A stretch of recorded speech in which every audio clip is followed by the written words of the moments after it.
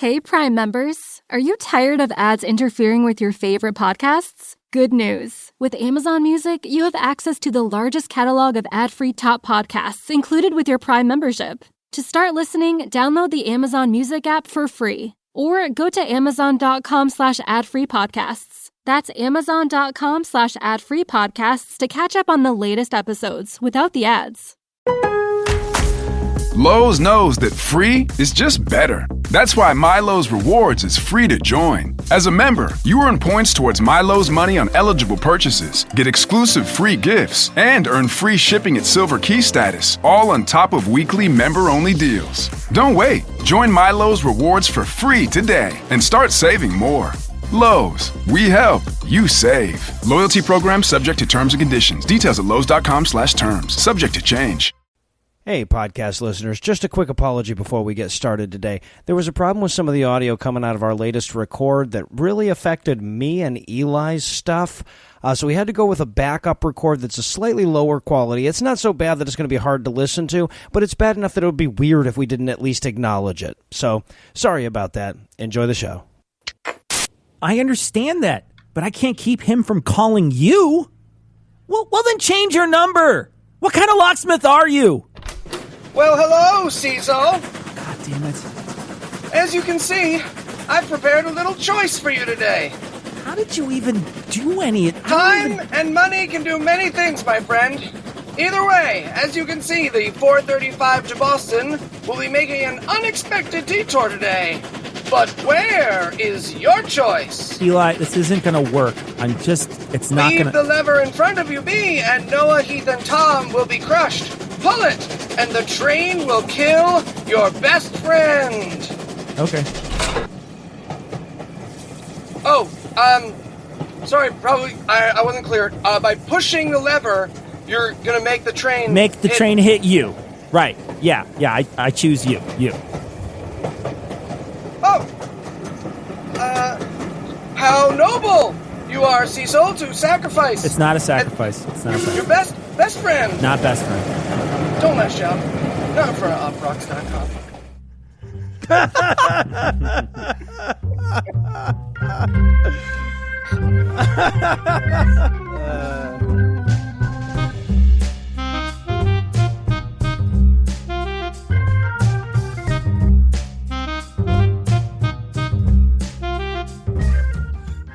Hello and welcome to Citation Needed, the podcast where we choose a subject, read a single article about it on Wikipedia, and pretend we're experts.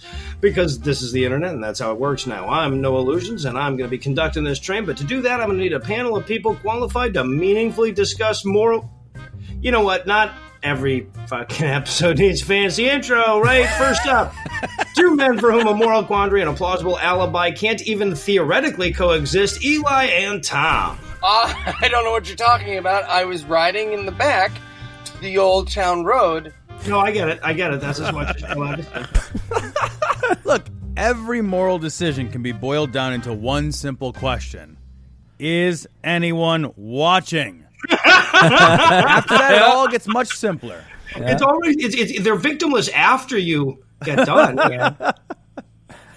All right, and also joining us, two men who interpret might makes right to mean it isn't stealing if they might have given it to you, Heath and Cecil. I don't like explaining my Halloween costume to people. I don't like it. You should know. And there's no rule about age limits. You can just take you take it. You like the rock. You're allowed to do that. It's Halloween. It's better to give than to receive. King James said that when he was trying to convince Queen James to do butt stuff, by the way. History of that. Did it work? All right. Just Tom, we have butt stuff now. So yes, it worked.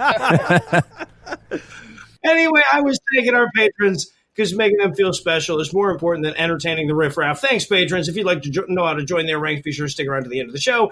With that out of the way, tell us, Eli, what person, place, thing, concept, phenomenon, or event will we be talking about today?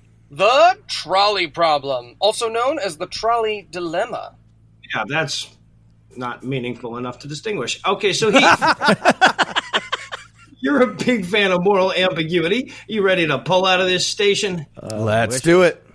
All right, I love it when you promise to pull out. So, what is the trolley dilemma? So, the trolley dilemma is an ethical thought experiment about how to murder people in the nicest possible way. Jean And- Benet.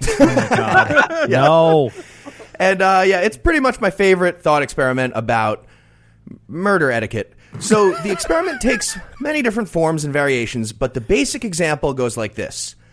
Imagine yourself standing near some train tracks, and you see a runaway trolley with its brakes no longer working.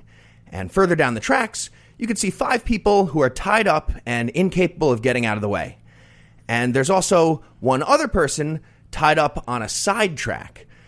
Just a normal day in the New York City subway commute. But today, you are right next to a lever that can divert the train from killing the 5 people and instead kill just the 1 person. So, what's the moral thing to do in that situation? Record it on your cell phone and scream, World Star! World Star! Post that funny gif of Michael Jackson eating popcorn, and then go make some popcorn. The surgeon is the mother. Okay, seriously, does anybody have like an answer? Do you pull the lever? Anybody? Who doesn't pull that lever? Okay, so you obviously pull the lever. Yeah, I agree. No. If you're a city dweller in New York City, you ignore everything and just let people die. That's how it works. Yeah, no. I mean, like if you have like a baby wipe to like hold the lever outside of with, New you York don't know. City, though, you pull the lever outside of New York City. Yeah. All right, so that first problem, most people have a pretty quick answer to it, but that usually gets followed by the following variation. I'm not sure we've established this as a problem. Like one way or the other, fewer idiots that get themselves tied to train tracks exist. So this seems more like a solution type thing, but we'll call it what you will. I just all right, down here we go. Here's Here we where go. I should lay down? You deserve this. So it's been peed on. here's the variation, though. This time in the variation, instead of being next to a lever, now imagine you're on top of an overpass looking at the same scenario, and there's an enormous guy sitting on the ledge of that overpass. For some reason, it's always described as a fat guy, but not sure why it couldn't be just like a giant with 6-pack abs and, any gender identification. Get woke. Anyway, regardless, the giant is big enough that he would definitely block the train from hitting the 5 tied up people on the track. But he's not so big that you can't push him over and be the hero. Yeah, those can't be the same, right? Unless you're a bigger train. I love the idea of somebody doing that fucking physics in their head, like, he appears to be about 385. Is that a Johnson Miller 1386 freight? Oh, yeah, that'll stop it, no problem. What the fuck? What? Well, also, I didn't get to finish my scenario, Tom. You're amazing at super fast physics calculations, so you're positive this would save the 5 lives by sacrificing the 1 life. So the net effect on life and death is the same as the first example. Now, what's the moral thing to do this He's time? standing on a block of ice. He was on a block of ice. Heath, look, if these 5 guys didn't want to get run over by a train, they would just stay off the tracks. Also, what were they wearing? Because that could be... Cecil, I'm going to guess it's a lot of Oreo cookie crumbs and a rascal scooter. If you decide to wear a the rascal big guy, scooter. anyway, I'm sure. But as the host, in case you need a real answer, yes, you push the fat guy, obviously. Okay, obviously push the fat guy, says Noah. I'm Interesting. so bad at moral dilemmas, bro. I'm just always like, well, yeah, you push the fat guy. Pretty much whatever it is. If this was a lifeboat scenario, I would also say you push the fat guy. Again, if you're in New York City and the fat guy is lining up about where you're going to get on the train with him, yes, you push him because you don't want him sitting next to you. What the People fuck? are commuting. Yeah. Yeah. All right. Anybody else? Is everybody else pushing the fat guy? Pushing the fat guy, yeah. Pushing the fat guy, Tom, too? Cecil? Eli? Yeah. Pushing the fat guy? the fat guy. Can I call him names first? So he feels bad Let's about call it? him the big guy because Let's it's make offensive. You know what? Let's make it a woman, just because it'll really charge it politically. Yeah, that makes it better. It's a woman of color. Nope. A trans woman of color. Let's just do this all. Woman of color. Christ. We are so woke, Anyways, yo. you were saying something about how that was the right thing to do, Keith. Go ahead. It's a compliment.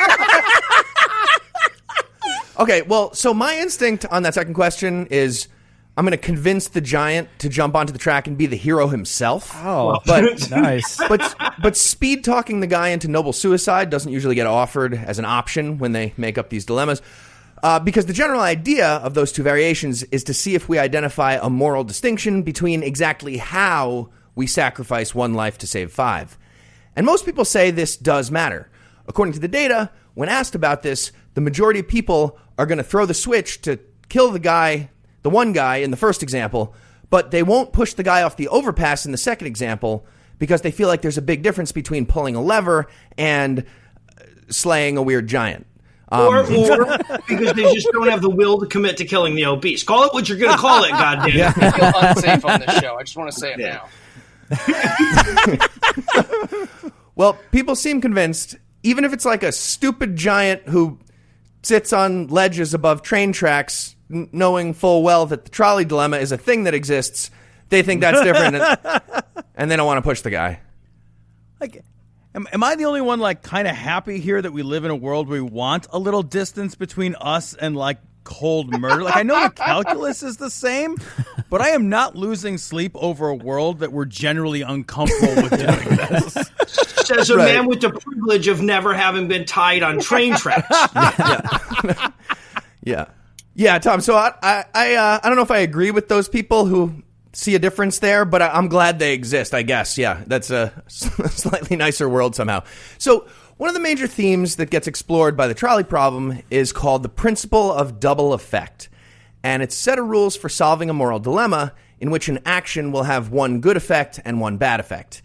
The original version of this comes from Thomas Aquinas, actually, and the basic idea is that it's wrong to perform an immoral act in order to achieve a good outcome. So basically, you're not allowed to use Machiavellian reasoning, that the end justifies the means. Right, yeah, and I get shit for mentioning the Etruscans. Okay. Can we hear about what's going on with the Etruscans? Where do they land on the trolley problem, Noah? But there's a second part to this. Aquinas says it's sometimes okay to perform a good act even if you know it's going to have bad consequences, as long as the bad stuff isn't directly intended in your strategy. So like giving someone an STI is... What? The fuck, is that supposed to be unintentional? What is happening? Great timing. We're having a great moral philosophy episode. So, quick example of the Aquinas I think you brought idea. moral philosophy to a gunfight with this one. Like, I don't know what the fuck you were thinking. Or a sword fight at the very least. This feels like it's on you, Heath. Pork sword fight. Yeah. All right. Quick example of the Aquinas idea. Here we go. So, like during World War II, the idea is it was wrong to bomb civilians as a way of winning that war by terror, like Hiroshima. But it was okay to bomb a strategic military target, even if we knew that civilians would die as a side effect, just not directly.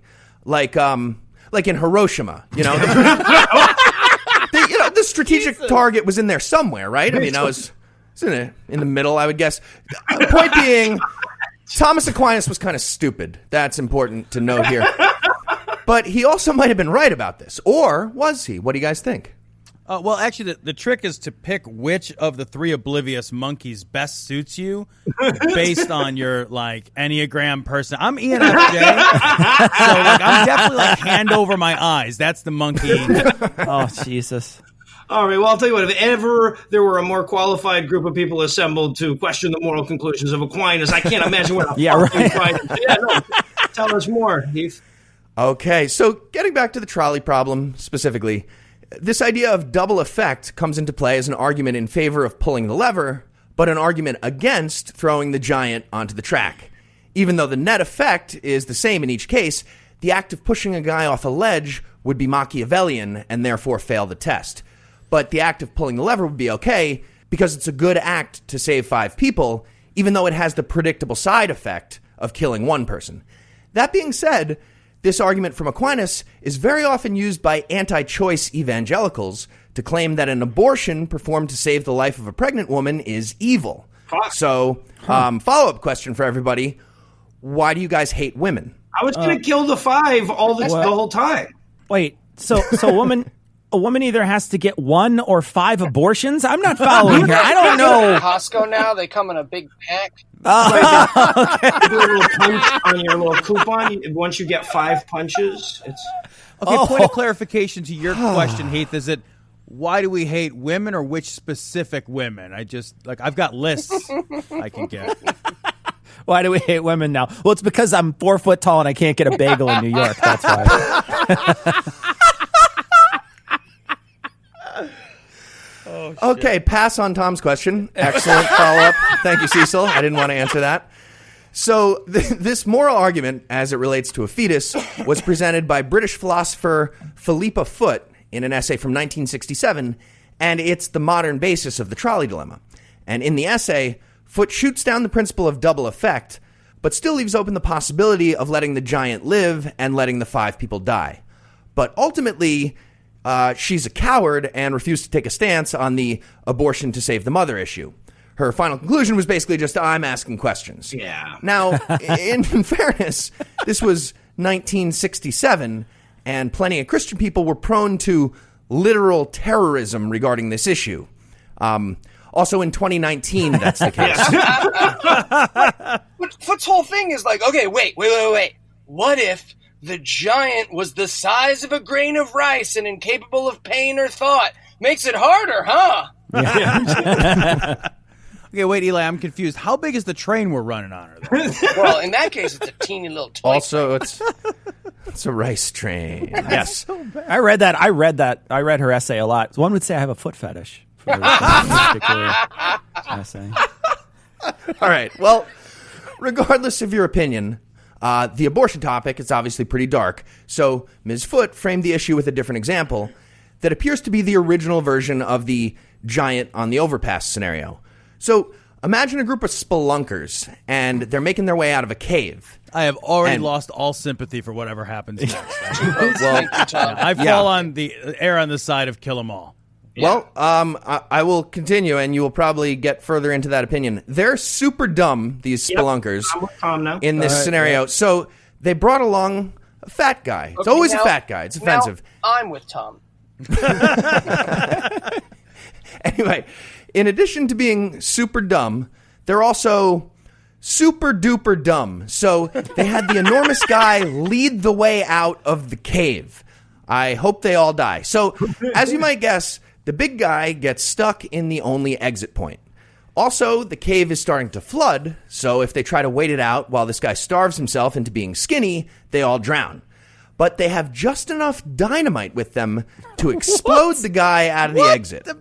And I'm also going to add that he's deaf, blind, and mute. Okay, so now I'm with Tom. They get what they deserve. I'm with Tom, too, now. Yeah. Okay. Winnie the Pooh was so much darker back then. Okay, point being, though, deaf, blind, and mute, you can't communicate with him.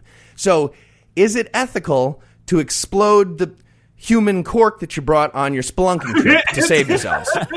And keep in mind, if you say no, you shouldn't blow him up, you're also saying that abortion to save the pregnant woman's life is also wrong, assuming that it's, like a 9-month-old fetus that's fully viable. Or is there a difference? Maybe because a 0-year-old is still different, or because abortion doesn't use dynamite or trains. Is there a difference? I think, though, if we started using explosives in abortions, we could get the Republicans on board with this. I don't know what you mean by if, Cecil. You think there aren't any pregnant ladies in Tehran? Oh, Jesus Christ. The one thing I want most in the historical record is video of the first time that she heard that convoluted version of Celebrity Survivor Man bullshit that she'd come up reframed as the fat guy on the overpass, right? She's like, a fucking train, right? That would have did so much less. So many fewer steps. I had a lot of death threats. I had a dynamite? All right, so let's zoom out for a second. At the heart of the issue is the eternal battle in moral philosophy between deontology and consequentialism. Is it? The basic... yeah, kind of. The basic idea of deontology is that moral judgments need to be made based on a set of rules, and consequentialism says the morality of an action is determined by its outcome. So, before we get into any more details, are you guys voting for deontology, consequentialism, or whatever, some kind of nuanced argument using both? Boo nerd. What do you guys think?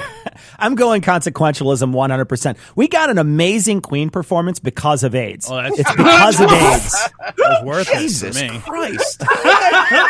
You convinced me now, actually. So. Who in that scenario is going deontology? I'm sorry, the old saying, the exception doesn't exist. Deontology. Read a book past the Enlightenment. I don't even know about this, Heath. Is there perhaps a single fucking thought experiment or moral dilemma that seems even remotely plausible that might help me think about this other than offing a couple of adrenaline-seeking fat guys in the process?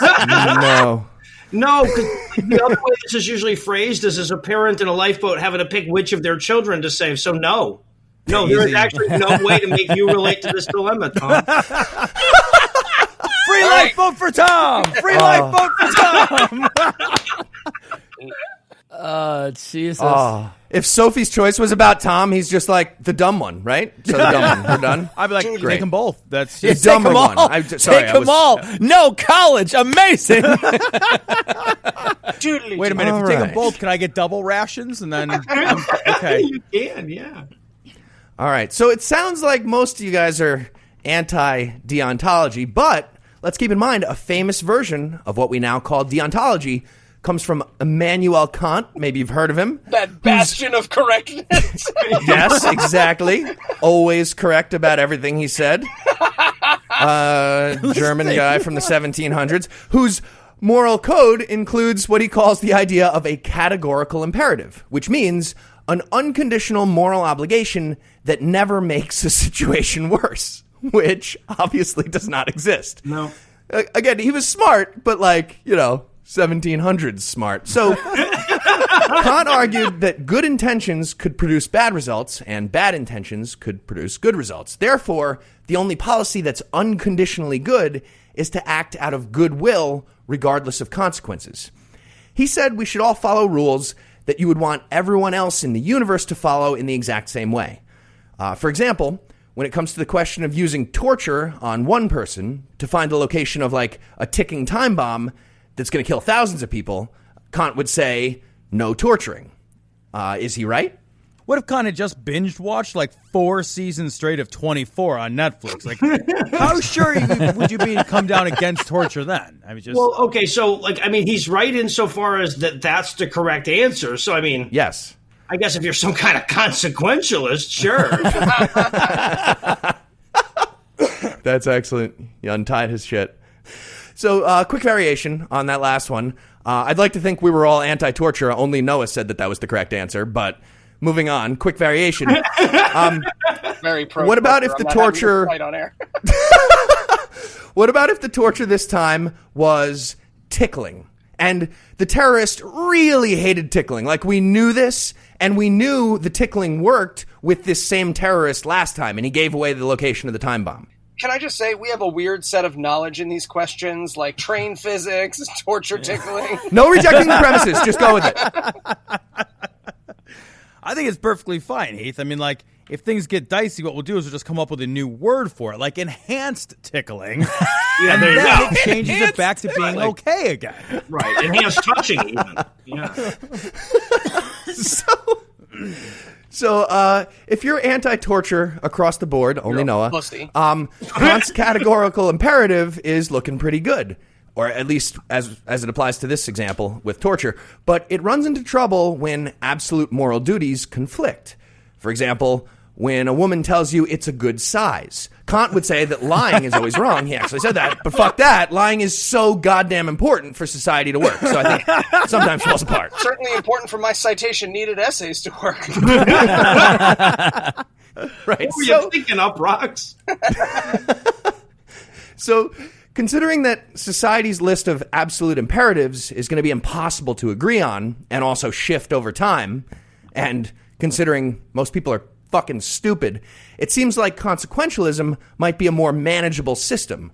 But sometimes it's not clear which of two consequences is better. Okay, all right. So there's that too. That's why you have to wait for everything to kind of shake out. And then when it's all settled, then you point to the better one, say, I was always for. I'm a fair weather consequentialist. So taking it to the heart, though. So here's what I mean by that, though. That's what I mean is Republican. So here's what I mean by that. A consequentialist is going to need some guidelines for how to evaluate results. And that brings us to the philosophy of utilitarianism, which is a version of consequentialism that adds the stipulation that the ultimate goal is to maximize total happiness. So does that work for you guys? Do you guys like the utilitarianism version? I guess it depends on what we define as maximizing happiness. I'm going to guess that my happiness and Mitch McConnell's happiness are not congruent. I think All right, so here's my actual dilemma, Heath. Yes, it absolutely does, but to fully embrace that on air, I would have to come clean about exactly what an asshole I really am. So I'm going to go out of my way to pretend to be vexed by, the next problem you bring up or whatever. But All right, well, we're about to get to with an umbrella, and that's how you no, purchase. it's none of this. Just What? the Don't rain. you don't? Eli doesn't get to make up any scenarios, just ever. So now let's apply the idea of utilitarianism to the trolley problem with another variation. What if we knew that all 5 people tied to the track were like just really bad at parking, like Kill 'em now. crazy Kill 'em bad? All right, already we have a kill 'em. Great, Kill 'em. Okay. Great. I like where your head's at. And let's assume the one person on that side track, that's a scientist who's on the way to curing cancer, very possibly. lying. Now, the consequentialist view would be that 1 death is better than 5. But the utilitarian might argue that total happiness is more maximized if you let the 5 shitty Parkers get killed. Right. So what do you guys think?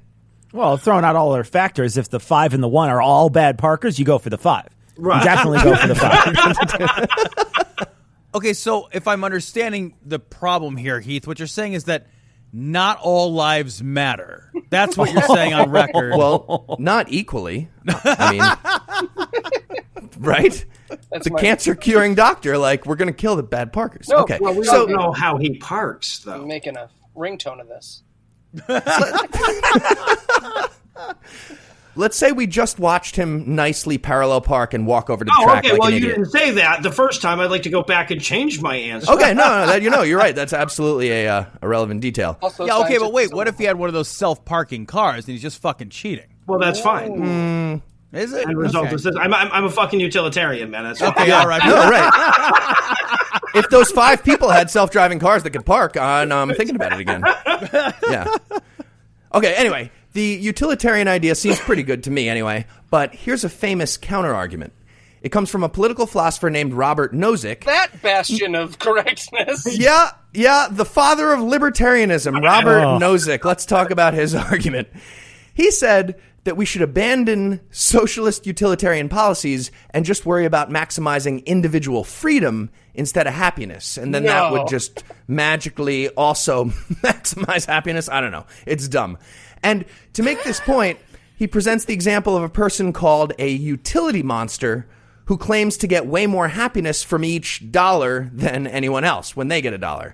Well- and therefore, any utilitarian plan would need to give all the money and all the resources to the utility monster. No. So the question is, no, correct. That is correct. But the question is, how much fun and happiness do we get from taking away freedoms from libertarians? I think that's the important question.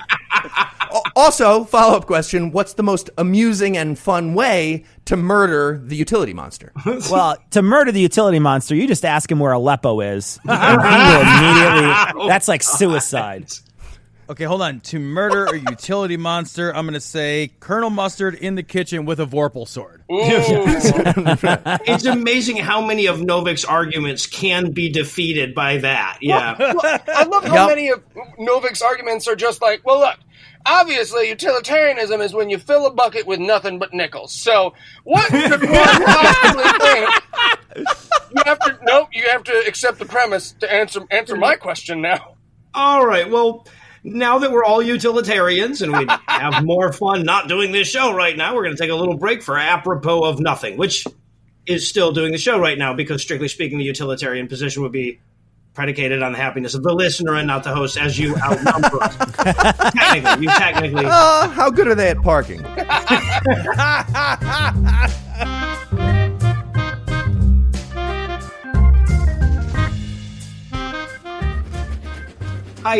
Excuse me, sir. I know this is going to sound crazy, but there's a train headed towards 5 people a little further down on the track. Okay, and if you would... 1 second, bro. I gotta take this. Okay, but this is actually a huge dilemma. Where's it? Hey, man. What's up? No. I'm just sitting on the edge of this bridge vaping. Yeah. Some skinny chick came over to talk to me about something. But then you called? No. Not a big deal. I answered it on my Bluetooth headset that I always wear. Right? Yeah, they're the best. What up? Dude, I did. Dude, you gotta follow her on TikTok, dude. She's hilarious. Any hoozlebees. I gotta go see what this lady wants. I got a ziplining thing later. Sorry, what's up? Something about a dill lemon? No, actually, not anymore. This just got way easier. Actually, feel pretty good about this.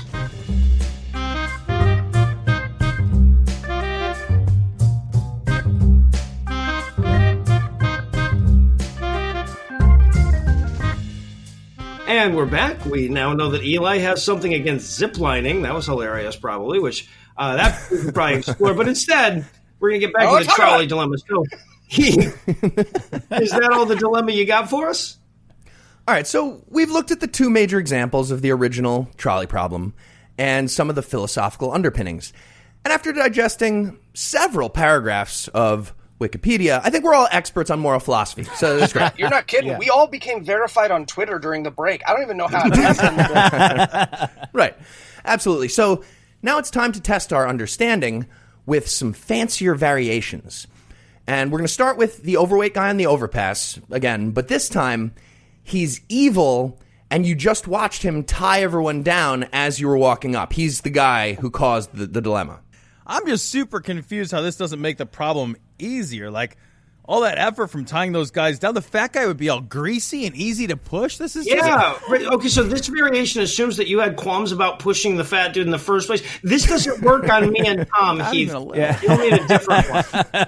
All right. What if you get an ice cream sundae after you push him, huh? All right. Sub-question. What if the guy on the ledge is a serial killer, but he's got nothing to do with the people on the track? That's unrelated. I compare notes. How was he like wearing a T-shirt? Hi, I am a serial killer? This is a weird thing to know about him. Again, I was going to kill him already. Very specific knowledge in this episode. All right, so new example. This next one tests the claim that it's wrong to directly use the death of one guy to save 5. So it's the same as the original problem, and you're standing next to the lever, but this time the side track has the one overweight guy, and the track then runs back onto the main track right before the 5 people who are tied down. So if you pull the lever, you're directly killing the big guy to save the other 5. You're not just like saving the 5 with a side effect of killing the 1, like in the original example. Okay, but now, is there any reason for the guy to even be fat at this? Is he just comic relief now? Yeah. This is just something we know about him? This is the worst variation. Okay. I think I just learned that I'm way too murdery for moral dilemmas, and that makes me real sad. It should make you guys real sad, too. What if there weren't any stakes and it didn't matter? You were just choosing the order in which people died by weight. Can we tie up more people? I don't know. So, moving on to a couple of my favorite examples that I found in a list in New York Magazine. First up, imagine the original 5 people versus 1 person scenario. But if you pull the lever, you send the train onto a new track that has another trolley dilemma on it. Damn it. But, what? But if you let the thing keep going, it magically splits into 5 trains and creates 5 new trolley dilemmas. Now, in both cases, they're all somebody else's problem at that point. What's the move now? Well, I think this is how pro-life people think abortion works. And I know this is how pro-gun people think gun control works. So, yeah. All right. Well, one more variation.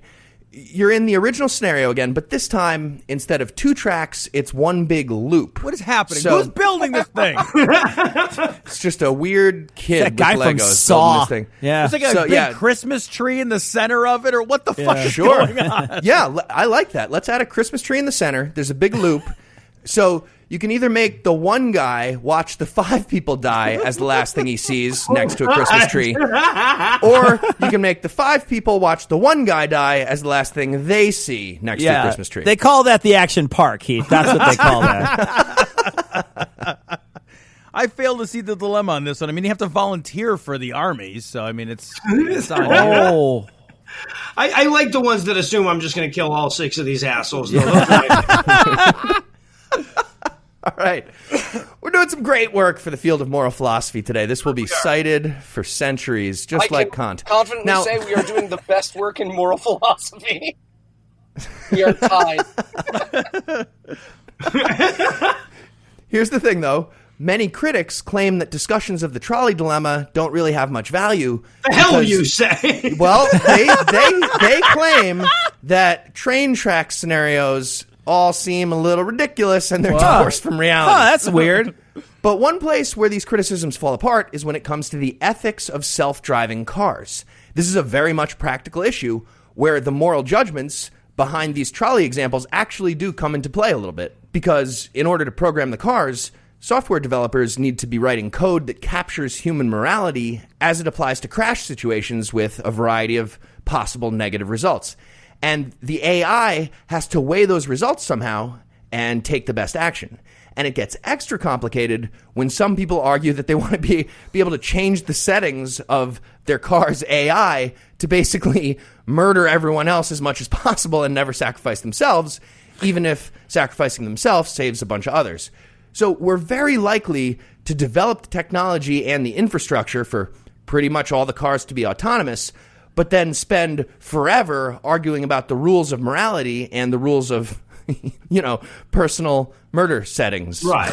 Libertarianism. We don't know. Maybe all the times Teslas have randomly slammed into mediums, they were saving a fat cancer scientist. We no. Probably were. Yeah. Elon Musk would do that. I love that we have these arguments as if they're very serious topics. If you just drive the car yourself, you end up murdering people because the wedding had an open bar. Yep. Well, in order to get an idea of our collective morality on this topic, a team at MIT started up a project called The Moral Machine. And they put a website up where you can go through a bunch of different autonomous vehicle scenarios and decide what the software should do in your moral opinion. So I'm going to run us through a few examples of that type of problem that they present at the Moral Machine website. So you guys ready to play Who Gets Murdered by the Robot Car? Fun game. That's what I was going to do if we weren't recording tonight. So hell yeah. Still less intense than code names. So yeah, I'm fine. All right. So let's assume an evil moral philosopher decides to help keep his job going by cutting the brakes on a self-driving car.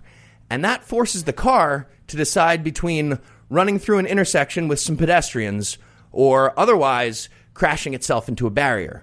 If it goes through the intersection, it's going to kill a dog, a baby in a stroller, and 3 doctors, all legally going through the crosswalk. And if it goes and hits the barrier, it kills the passengers. An overweight old man, a female Olympic athlete. Yeah, it's always an overweight guy. So in the car, overweight old man, female Olympic athlete, and a pregnant lady. In both cases, the car stops from the crash and doesn't hit anybody else. Who should the robot murder and why? Heath, once you said dog, the only option that was going to give me pause was 2 dogs, just so you know. There's more people on the... anyway, Okay, I'm with you. This one this is tough. It gave me some pause. I mean, on the one hand, babies are gross, so it seems like a win either way. But the Olympics are boring, so I'm going to kill those guys. Oh, Jesus Okay. Christ. 4 is greater than 3, even if you don't count the dog. So yeah. Yeah, thank you. Math answer. Jesus. All right. He's so disappointed in us. I like that he takes exception to Noah's 4 versus 3 utilitarianism. Oh, God. No, I didn't take exception. I was saying thank you. That's correct. That's the right answer. Yeah, it is the right answer. I didn't realize Regardless of how good they are at throwing hammers, I mean... Yes, correct. Jesus. No, because if it's Megan Rapinoe, whatever that lady's name is, you kill Rapinoe? her. She's pretty badass. You kill everyone that's not her. Well, I mean, yeah, something to be said for Megan Rapinoe. After that speech in New York, right? I kill random pretty great. 3 guys. All right, so next up, we have the same scenario, but everyone in the intersection was illegally crossing against the light. Does that change your mind? Trick question. We don't care about illegals, Heath. That's a trick question. It's funny, All right. because their family is actually in a car going the opposite way. All right. New scenario as fast as possible. No people are going to die. Woo! It's just a choice between killing 3 cats in one lane or 3 dogs in another lane. And all the dogs and cats are super obese. So again, they're going to stop the car. Super obese. Yeah, really fat cats. Calling it now, this is the answer that tears our podcast apart. Also, kill the cats. Obviously, you kill the cat. Yes, obviously kill the cats. Yes. Oh, This I'm coming question's at a you. bullshit question. The cats have 9 lives. They'll just respawn. You loved math answers a second ago. About 800,000 people in the U.S. dog bites every year. About 25 people die. Cats, they got about 66,000 and 0. There is a right answer. Wait, I'm sorry. There's a right answer. Eli got wrong. Apparently, this essay on moral dilemmas is working. Well done, Heath. Okay. Nailed it. Yeah, thank you. Appreciate it. Now, despite that very correct math answer you just gave, pretty much everybody thinks the dogs should live and the cats should die. No, they don't. No, they don't. Yeah, no, they do. We're going to get to the data. in a Yeah, but they're second. fucking wrong. They're still fucking wrong. They're wrong. With math. You take exception not with me, but with mathematics itself, sir.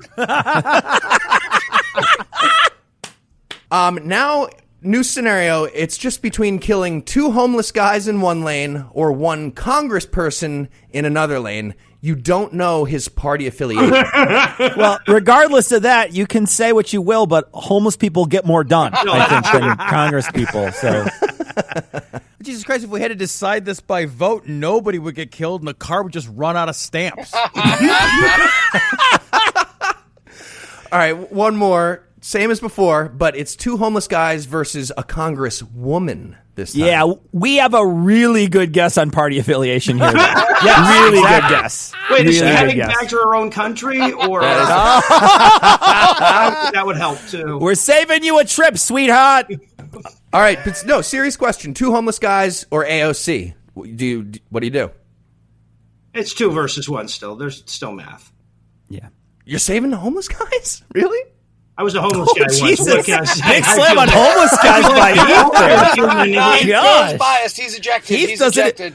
I just want to say, people at home, Heath doesn't find worth in homeless people. I just want to point that No, out. I find AOC to be worth. Whatever. Sorry, it's not. Go ahead. She would be great No, as a keep martyr going. as well. Yeah, no, sir. this is- I was done with my thought. So Yeah. the information My they microphone collected. broke during that question. It broke because of how many times I hit it against the desk. My livelihood. The Patriots get such good outtakes in this one, right? We're just asking questions. Nobody has expressed any stances. So, the information they collected from the Moral Machine website includes tens of millions of total decisions from all over the world, and it represents one of the largest studies ever conducted about global moral preferences. And the data actually gives us some interesting insights into human nature. So, we're going to close it out with a quick review of where humanity landed on this topic. First of all, and this one was pretty obvious, our biggest preference is for sparing more people and killing less people. Well, good. Right. We also strongly prefer killing old people and sparing babies in strollers. Half right. Yeah, right.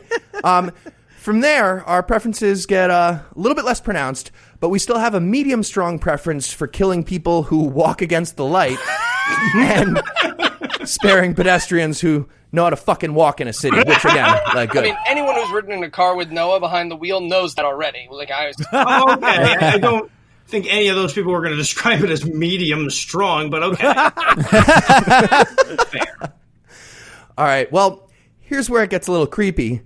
Our desire to kill people who cross against the light is just about equally strong as our desire to kill poor people and save people of higher economic status. Oh, Jesus. Those are and about as tied.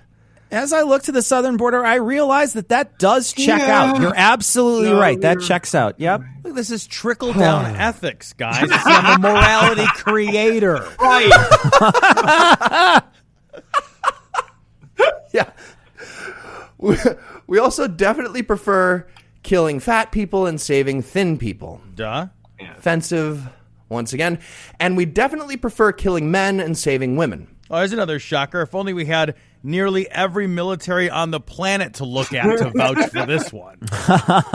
Okay, but this last one is pretty interesting. we prefer inaction over action. As in, we like it better when the self-driving car does nothing instead of doing something. Huh. So, like blowjobs are better than sex where you have to do stuff. It's a good thing we have MIT sorting this shit out for us. That's cheap. Fucking trade school. All right, Ed. Just a few other notes on the exact nature of our bloodlust. When it comes to killing particular characters, we have a few interesting collective opinions on that. First of all, even though we tend to spare women over men, we still prefer killing a female doctor more than a male doctor. Really? It's fucked up. And we prefer killing a female athlete, like, way more than killing a male athlete. Again, what the fuck? I get it. She's not Megan Rabbarab. Great, she's just a lady. Rapino. Pedal to the metal. Rabbarab. I get it. Okay, so what we're saying is we want to kill uppity women? That's what people wrote on their forms? That's what people wrote on their forms. Jesus. Yes.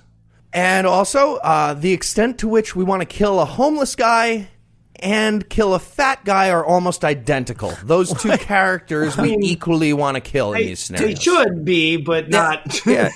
Do we double want to kill a homeless fat guy? No, there's Like, Sure, when Cecil says it, but when I suggest it, everyone just wants to go to dinner. Stop bringing this up. I said go to dinner first. I don't like doing this shit on an empty stomach. All right.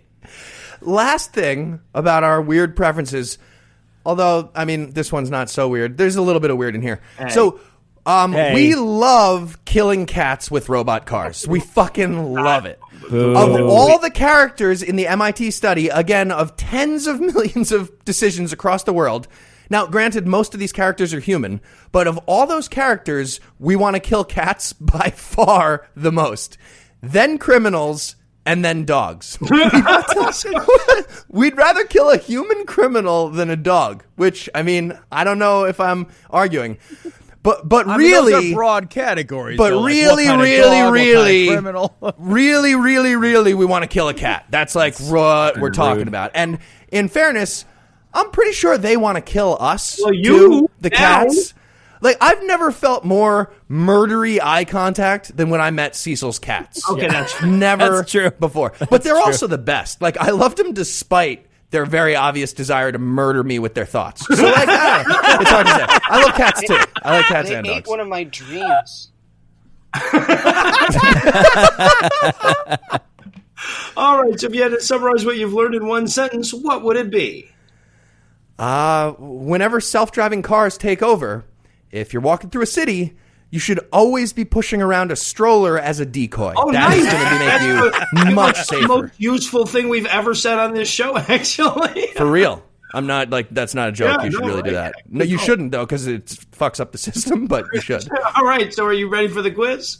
Ready to go. All right, Heath, which is the most annoying answer to the trolley dilemma as represented by our cast? I just want to point out, I wrote all these questions first before everyone wrote their notes into the script. I nailed it. You did. Is it A, You did. Noah, the guy who immediately answers like you asked him how much 2 + 2 is? Well, you basically did. They did minus instead of plus, but yeah. Yeah, a lot of the problems are B, just like that. That's is true. it Tom, the guy who asks how he can murder everybody? Okay. He literally did. Is it Yep. C, Heath, the guy who tries to cheat the very obvious thought experiment with a fucking pulley system and a train of goats? Or talking the guy out. No, I get Yeah. Or D, Cecil, the guy who won't answer the question because you technically broke into his house to ask him. Not breaking into my house. All right, well, you didn't include your thing. What's your thing? I'm sure it's annoying. Improvisation. Synonym. Yep, that's annoying. Yep, improv troupe. I pick improv There we troupe. go. That's the most annoying one. Cool. Next question. All right, Heath. Clearly, what we've learned here is that thought experiments require what preconditions to be of value? A, you'll need a boot, a candle, a bowling ball, a degree in philosophy, and an Uber sticker on your car. Uber sticker. I only have one of those, so. B, bad. you'll have to be willing to suspend both disbelief and 300 pounds of Walmart greeter flesh over a train trestle. C, you'll need 4 boys, a pie eating contest, and a morbid sense of curiosity. Handy. Lord ass. Nice. Or D, you'll need a deep-seated need to obsess over theoretical concerns rather than solve the mystery of how to avoid scurvy on a diet of mostly ramen. Okay. Well, I mean, I eat a lemon like an apple next to the ramen. It all works out. So D. Yeah, what the hell? Got it. All right, Heath. What movie/TV show best explains this topic? Oh, God. A. Murder on the Consequence Express. B. Take this slob and shove it. C. Breaking the Fat Man. Or D. Now, this last one is the story of how we wrote the code for self-driving cars. How to train your wagon.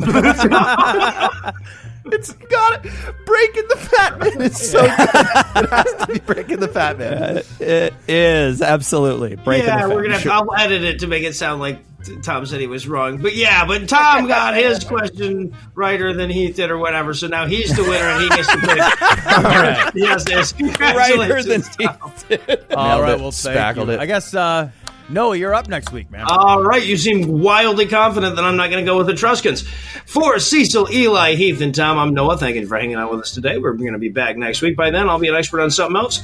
And between now and then, of course, you can also hear more of us, some of us anyway, on Cognitive Dissonance, and others of us on The Scathing Atheist, God Awful Movies, and The Skeptocrat. And if you'd like to help keep this show going, you can make a per-episode donation at patreon.com/citationpod or leave a 5-star review everywhere you can. If you want to get in touch with us, check out our past episodes, or connect with us on social media, or check the show notes. Be sure to check out citationpod.com.